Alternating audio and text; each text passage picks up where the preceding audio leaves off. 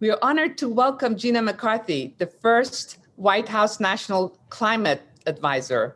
Gina has been a stalwart leader on climate action for over 4 decades at the city, state, and national level, from health agent for her hometown, Canton, Massachusetts, to administrator of the EPA, the president's advisor on domestic climate change policy, and of course, in between that at NRDC. Gina, it's an honor to welcome you to this very important discussion, and I really, really thank you at this very busy time for you to join us in our RockCreek Climate Summit today. That's great to be here. Thank you. Thanks for inviting me. I really appreciate it.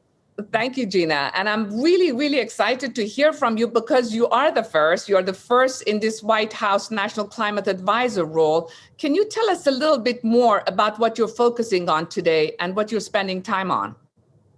Well, first of all, I'm glad I'm the first because it means I'm the best for a while anyway. Absolutely. So probably short-lived.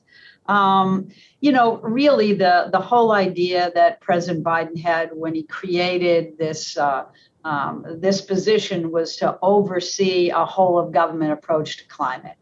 The good thing was that Climate Biden didn't see climate neatly fitting into EPA and the Department of the Interior, but he recognized that the challenge of climate change was much broader and needed to have a broader and coordinated response.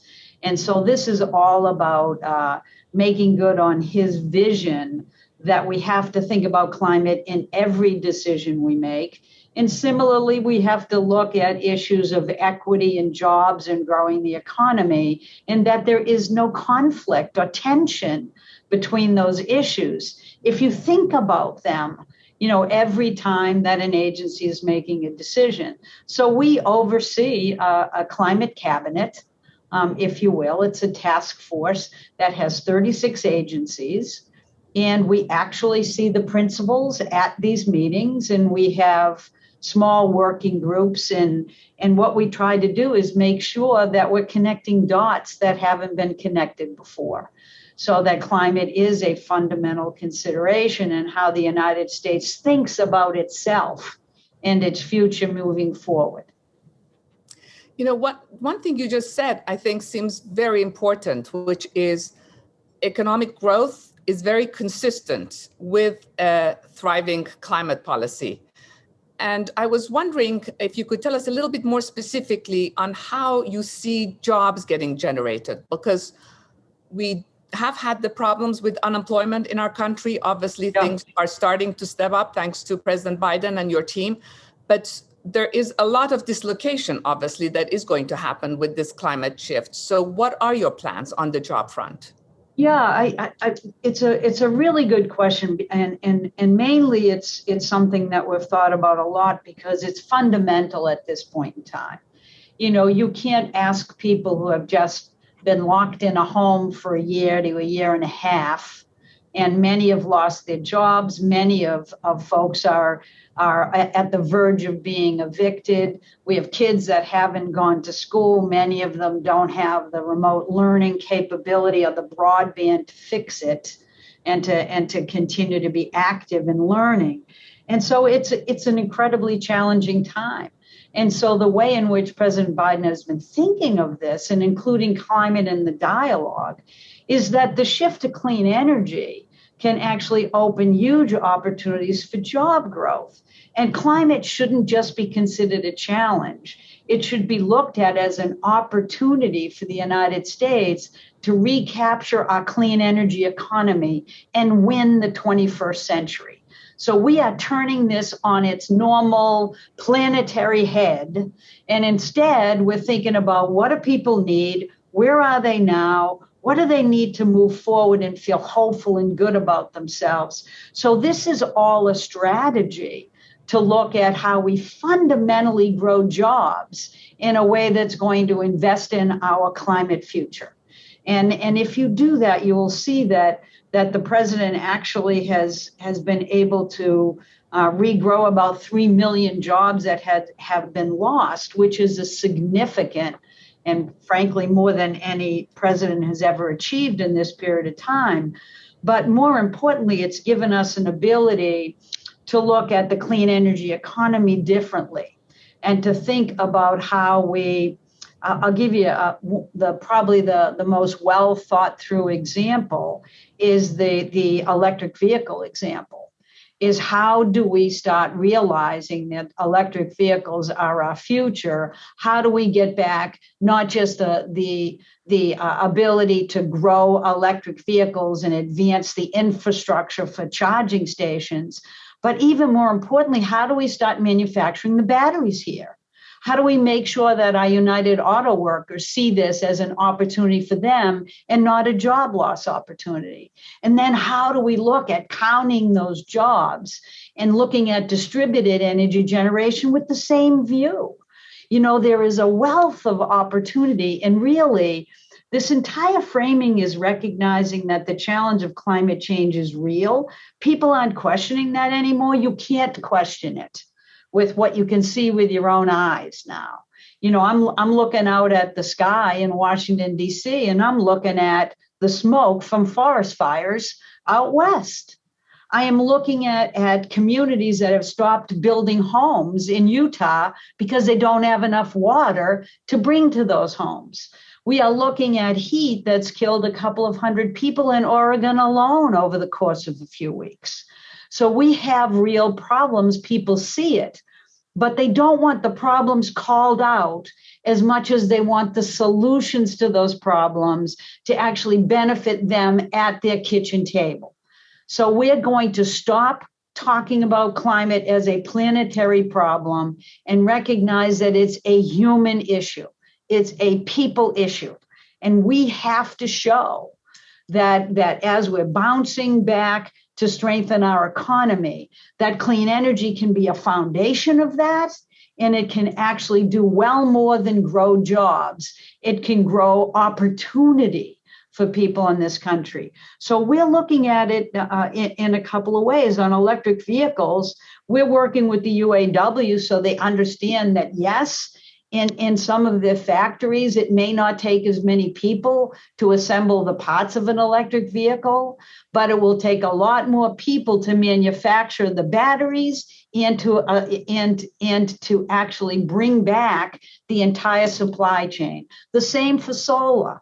We have to start manufacturing solar here in the United States, and we can do that. We have these capabilities.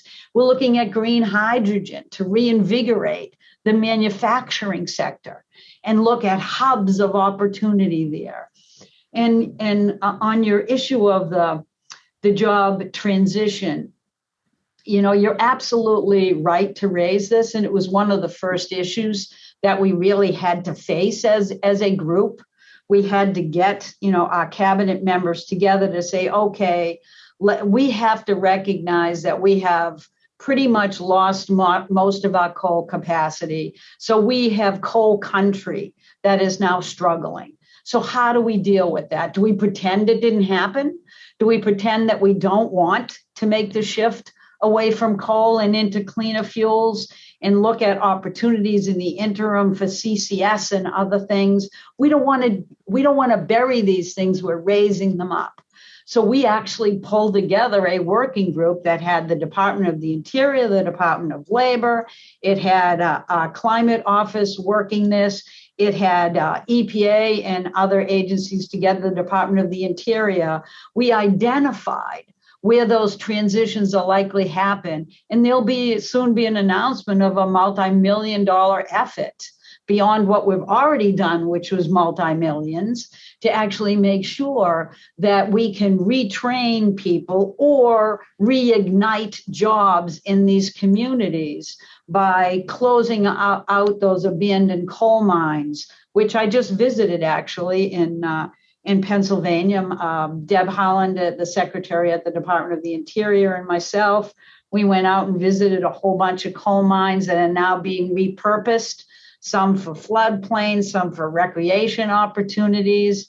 And we have to get at those old oil and gas wells that just keep spewing methane like there's no tomorrow. And instead, you know, close those officially. And those are actually the same kind of job skills that we've lost that we can repurpose to put people back to work right away.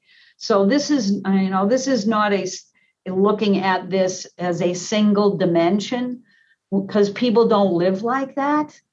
So it's really thinking about this in a way that individuals and families and communities can begin to understand and get engaged in as a hopeful opportunity ahead.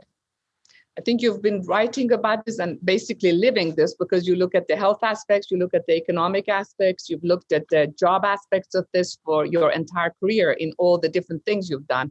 So we couldn't be more fortunate to have you in this very new position. But as you think about that, one of the things that comes to mind is when I was at the World Bank a number of years ago, we realized that we were early on investing in solar, in wind. And exactly as you said, you had to create a lot of new skills, because if your solar plant broke down, you needed to have the technicians who could fix them. Right. And those were not simple things. But it seems to me, and you also touched on distributed energy, again, something that has been tried a lot in rural areas and emerging markets. A lot of those experiences are now very, very relevant to what we're doing here. Yeah. And how do you sort of think of, just like you're thinking about the job creation, also bringing that experience that was already, in a sense, gathered there back into the United States? You paid for a lot of this through a lot of the work we did through aid and other areas.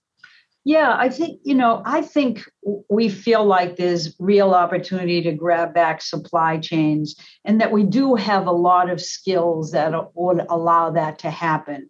And we also, have to recognize that, we have a lot of workers that want to have apprentice opportunities to relearn different skills than they may have had before, to relearn ones they already have. And so there is a real, I think, opportunity here to think about clean energy differently. I think that the discussion and the narrative around it for so long has been, about how we address a bad thing instead of how we grow tomorrow and today for our community. So a lot of this that I'm really solely focused on is that, if we want to succeed on climate in general, this is the decade for it. Absolutely. If we miss this decade, we really will have an incredibly difficult burden, if even more onerous than the one we're facing now. And so I think the trick we're trying to make sure that we never, stop thinking about is that we have technologies today that can get us a significant part of the way to addressing the climate crisis. We just have to deploy them at scale. So while people might think we're looking for really clever approaches, and in some cases, maybe that's true, but really, we're looking at how do we just keep pushing demand for deployment of already existing technologies, while all the cool folks at DOI and NASA and NOAA think about all these new innovative things, which we still want and we're investing heavily in because that's part of the game. But I think the excitement for me is I know that if we start deploying it, and I know if people start getting jobs, if they see economic development opportunities, they'll want more. And I also know that if a private sector company can make money on it, I don't have to ask them anything more. Just keep making money on it, right? And that's how change happens.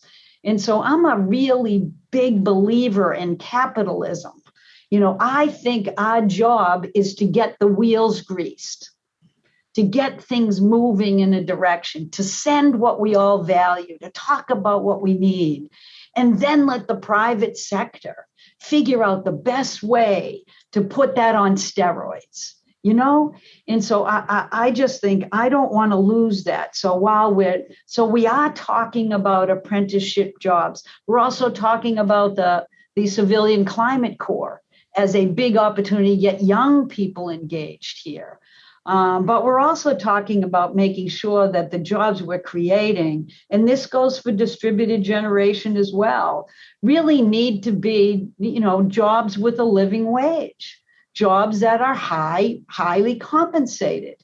We have to recognize that part of the challenge we have in the United States is to squeeze the people at the low end in poverty and make them pop up and expand that middle class. And when you do that, there'll be a lot more balance in our country, a lot more stability in our democracy. So this is, we always knew climate was a source of incredible instability. We can see it now. So our job is to really think about how to stabilize this and make our democracy function, make it work.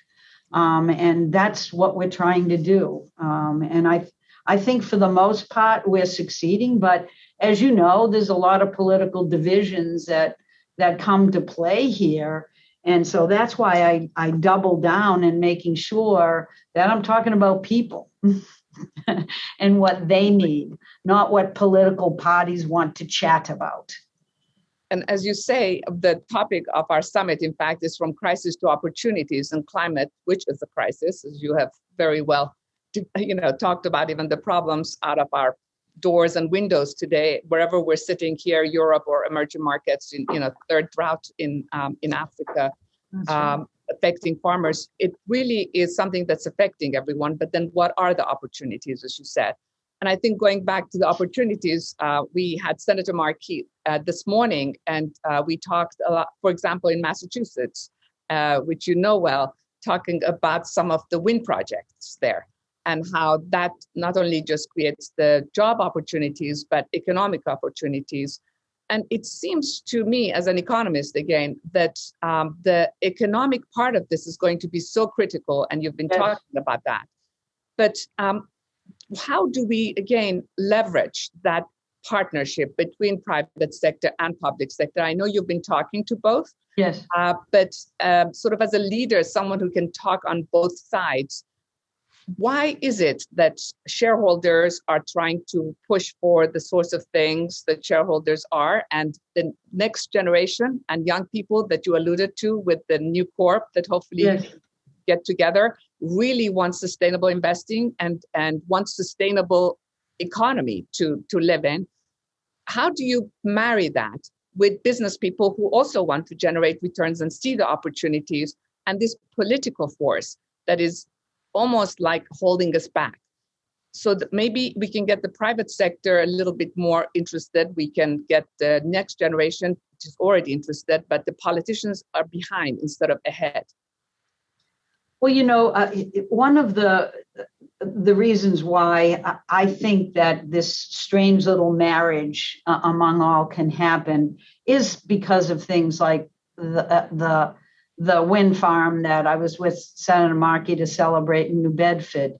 It may seem like a little thing, but it was a permit and a system of sending signals to that company that said, we're working with a community that has extremely high poverty, working with a community that needs jobs. And we were there to sign a project labor agreement because this administration's made no bones about the fact that they want access to union jobs. We want people to get paid a living. And so I don't have any doubt that we can make this work. You can see it work in small areas. This is not a small project. I mean, they're actually going to be put to work for 8 or more years. We're talking about 3,000 people having a job that long to actually construct and transport 84 turbines. I mean, this is a big deal. And we're going to go for 30 gigawatts. We're going to get 30 gigawatts. We can see where they can happen. We can see the excitement and we can grow it.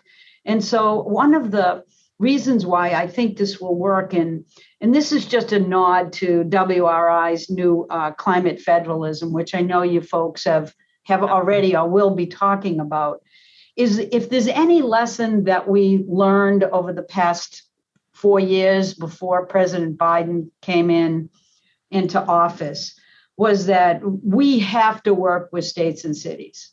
Because in the end, and I've worked at every level of government, in my app, I've had lots of favorite jobs, but one of my favorites was working at the local level, because you never disputed the kind of issues you dispute elsewhere. You can't hide your votes behind other politicians. You own it, you live it, you're responsible for it, and you have to fix things. You have to do what's right for people, not for your next election when you're a mayor. You better figure out how to do what people need. And that's the kind of, framing that I think we need to keep in mind here. You're going to always have politics and politicians swirling. But in the end, it's going to be counted by, do more people have housing that they can afford to live in and keeps a roof over their head? Can you protect people from these wildfires? Can you deliver clean water to people? Can you make sure they have a job that will pay them so they have kids and can take care of those kids? And are there programs that will help me get to work and get my kids the education? These are the fundamental kitchen table issues where climate was never a party to before, right? We were sitting outside going, ooh, when I want you sitting at that kitchen table. And so I believe firmly that state and local levels have to be intimate partners with the federal government. And if you're looking at the investments that we're talking about making, both with the bipartisan infrastructure framework that's been negotiated, as well as with this budgetary bill that we're going to be putting forward, if you look at both of those, you will see that they are framed not to say what the federal government is demanding, but it's an enabling investments. They are actually giving investments to local communities and states through grant-making processes so that the communities themselves dictate the outcome. Because President Biden is fully committed to actually investing in environmental justice communities and in tribal nations. And if you want to do that, you listen first, and as a country, you speak second. And so that's the kind of framing. And that's what I think is going to carry all this. I think it's an entirely different and more sophisticated way of governing and investing.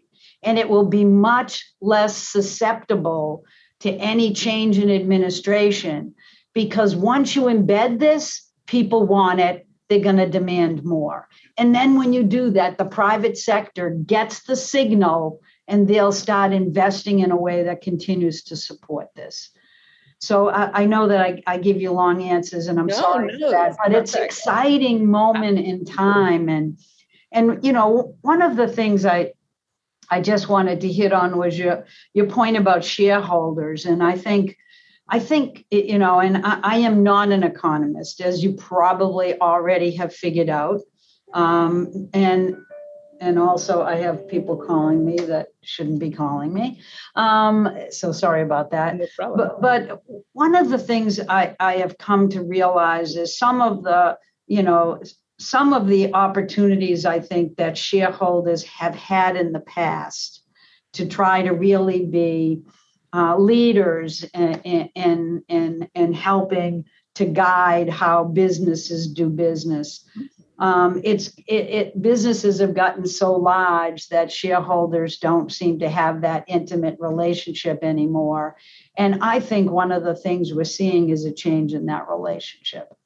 One of the reasons why President Biden signed an executive order working with Secretary Yellen, Treasurer Yellen, is that we wanted to make sure that the Secretary of the Treasury had all tools available that she needed to actually make sure there was climate accountability in our financial system. I don't just want shareholders to know what's going on. I want customers and consumers to know what they're buying and whether or not where they're banking is risky or not risky, or what their values are. And am I able to pick the place that I want to invest in, knowing full well what they're investing my money in? And so we put together an executive order that really is quite groundbreaking. And we're working with all of our independent financial entities like the SEC and the FSOC and others to basically get this issue on the table squarely about how we need to get a system that is transparent, a system that accounts for greenhouse gas and climate impacts every step of the way. And where you would already know this, but maybe I could figure out what's going on with my money and what I value and what my kids value, and use that to guide my decisions. So it's a very exciting moment, I think, for the business community to participate in this effort in a way that will benefit them, frankly, but reduce financial risk in everything that we do as a country, which for all of us has to be important. As you said, if you're a long-term investor, which is the right way to invest, and you're looking, let's say you're an insurance company investing in some project, you need to know where things, whatever you're investing is going to look like in 5 years, 10 years, 15 years, 20 years. Yep. So risk mitigation obviously is keeping people away from some of the more dirty fuels, just for obvious reasons.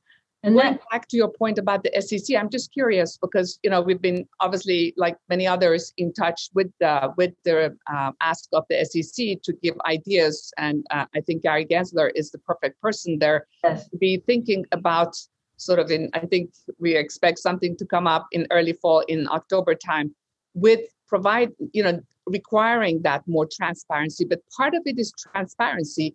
Part of it is also using that transparency to encourage investors to find those green opportunities and to invest in them while you protect them against greenwashing or the wrong kinds of investments. That's right. And there's elaborate on that.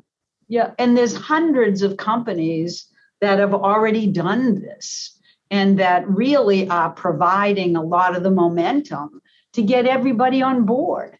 The most exciting thing for me is the pension funds. Absolutely. Because you've got huge amounts of money. Just think about what's unlocked in other countries.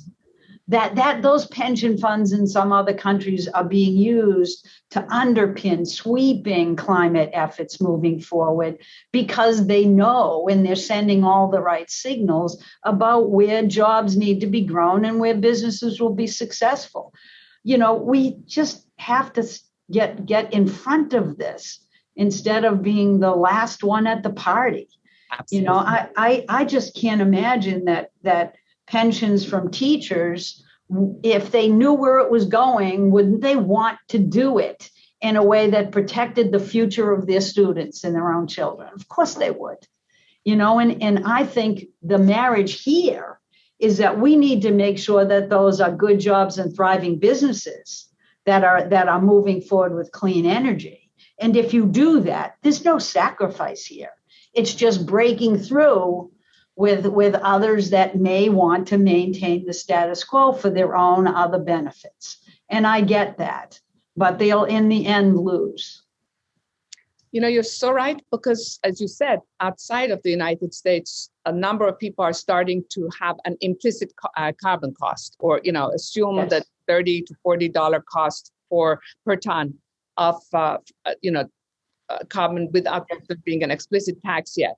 Here, fewer investors are doing that. In fact, a number of people who are listening to us today are universities, endowments, foundations, pension plans, sovereign funds, but also policymakers and academics. And when you go through it, the big issue is exactly what you said, which is how do you make sure that transparency is there?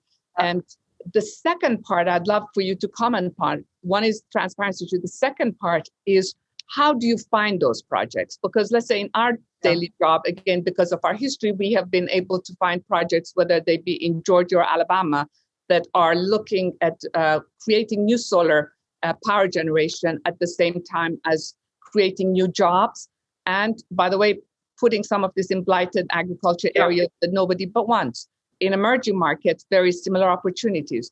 But what we hear a lot from people is they cannot find these opportunities. So what can we all jointly do so that some of the ideas that you're thinking about that are very economic and completely have the adequate financial returns to be more transparent and out there, easy to invest? Well, I guess one of the most straightforward ways to respond to that is that is to tell you to follow the money. Yeah,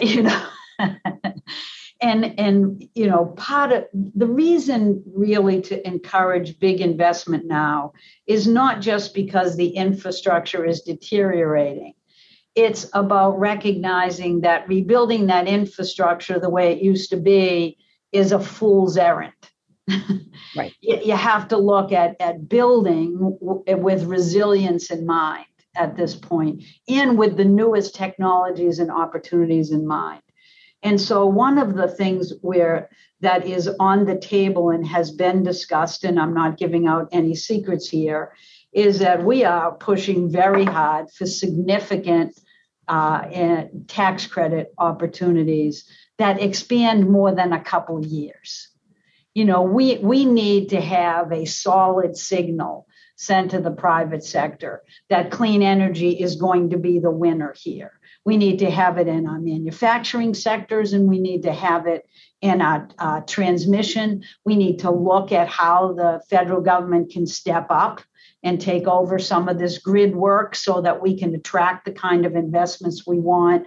So my hope is that with an excess of $4 trillion in investment money going in, and with us sending the right signals about the tax credit opportunities for businesses and consumers, and if we make them long enough and solid enough, then we can actually change markets. We can show you where the money is going to be.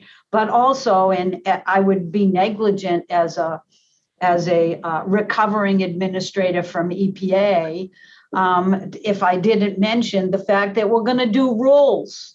Rules provide real stability. We're going to talk about and be sending out our light duty vehicle rule. That's a proposal coming out in a couple of weeks to talk about where we see that sector heading. What can they achieve in the short term and the long term?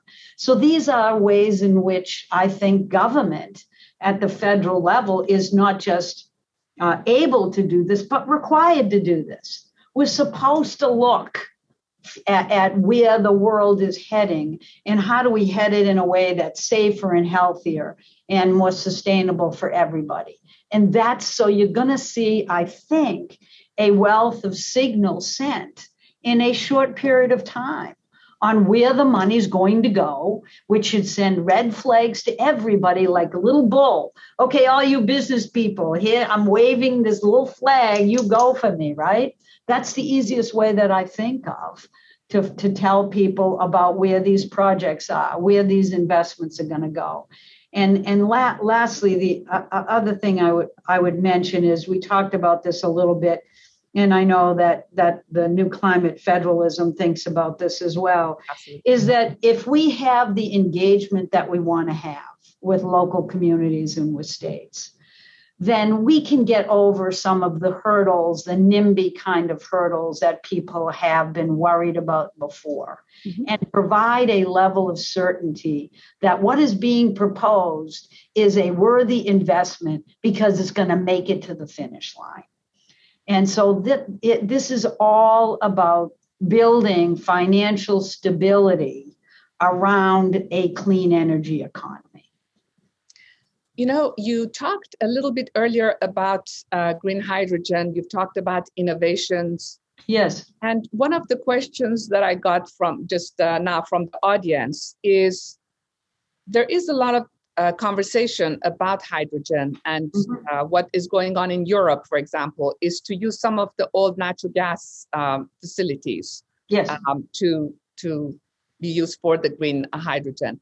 In the US, and a part of your new policies, and I'm saying this because I used to work on natural gas a long time ago, I'm a reforming natural gas person, Do you see a role in the transition as we go towards renewable energy for natural gas, and specifically for, as a transition to hydrogen, because you might need those facilities?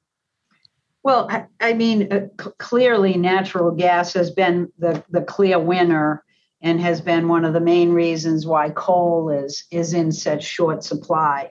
But it doesn't mean we don't have remaining challenges in that sector as well. But President Biden's approach is that, he's been, I think, very clear that it's not our job to take things off the table, but it is our job to look at how we get, to achieve our climate goals, not tomorrow, but over a period of time where we achieve net zero by 2050. But in the power sector, it's clean power by 2035, which is a pretty aggressive goal, and we're going to do it. So there's no question that natural gas is here for a while. But what we've been looking at is right now is we're focusing a lot of attention on green hydrogen, hydrogen that you can make with water, hydrogen that you can use to actually reinvigorate, like the Ohio River Valley, and create hubs of opportunity to bring back some of those manufacturing sectors, and to also connect that with potentially CCUS, with opportunities where those CCUS pipelines actually have some deep discharge areas where a lot of the methane and carbon can be captured.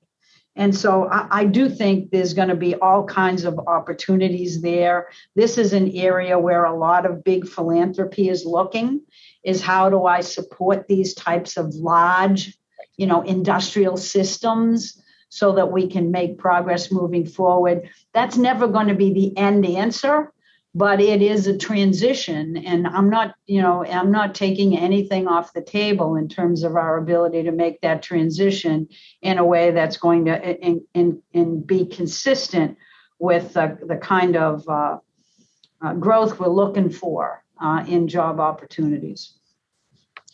You have managed, as I think one of very few people who know climate so well, and have spent so much of your life, not just career, on topics related to a better climate for everyone. You've remained an optimist. Yeah. And you said earlier all the problems that are going on, from fires and islands getting submerged and everything else that is going on right around us. How do you remain an optimist, and how do you suggest that all the rest of us become optimists or remain optimists like you? I don't know. I have, for the most part, remained optimistic. It doesn't mean I don't get ticked off every once in a while, but I pick myself up. I just don't think you can win any other way.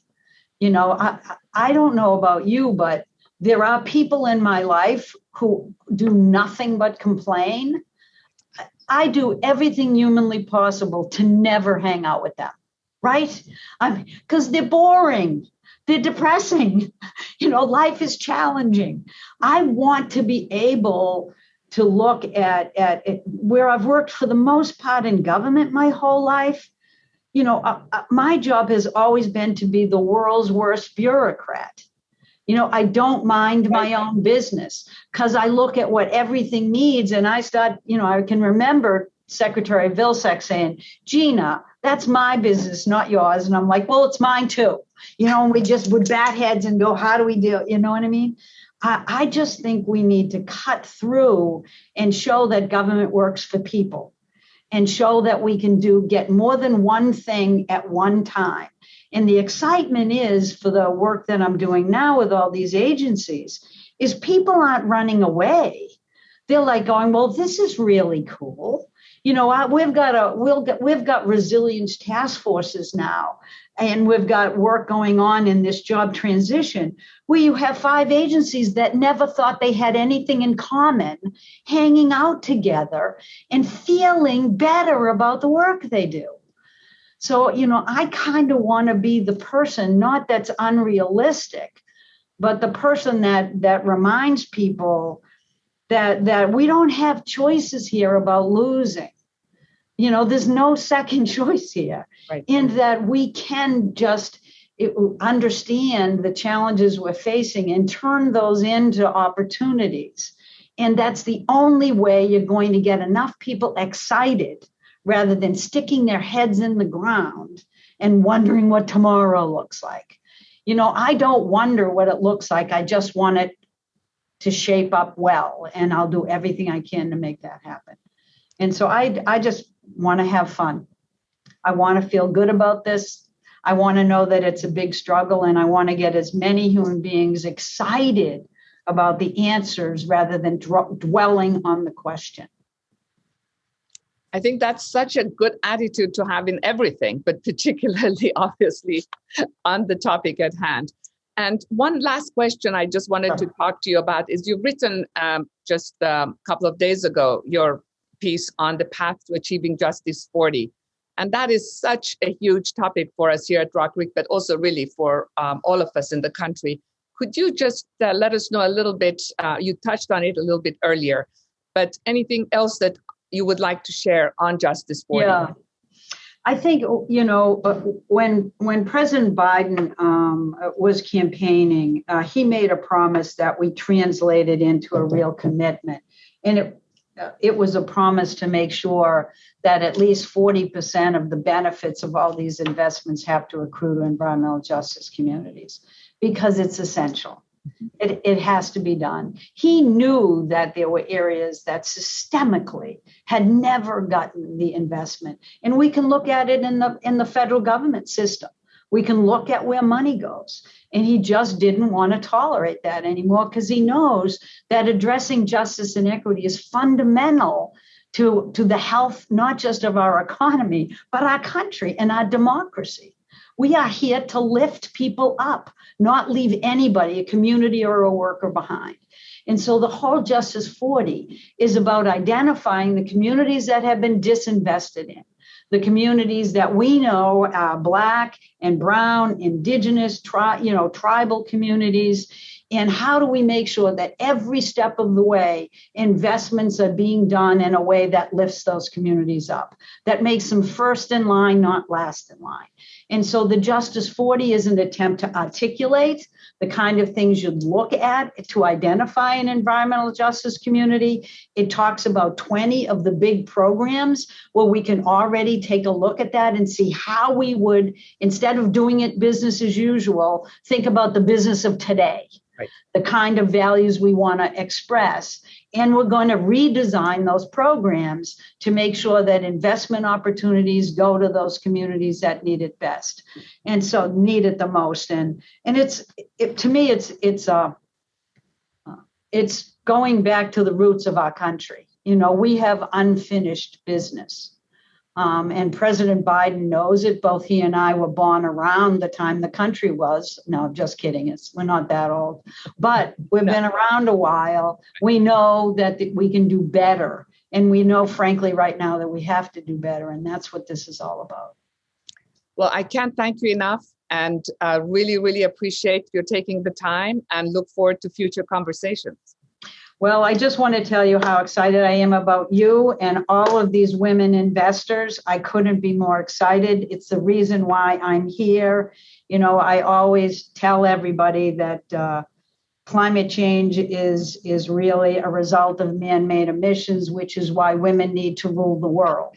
So I want you all to take that to heart and go with it. Thank you very much. All right. Take care. Happy to be with you. You too. Bye. Bye-bye.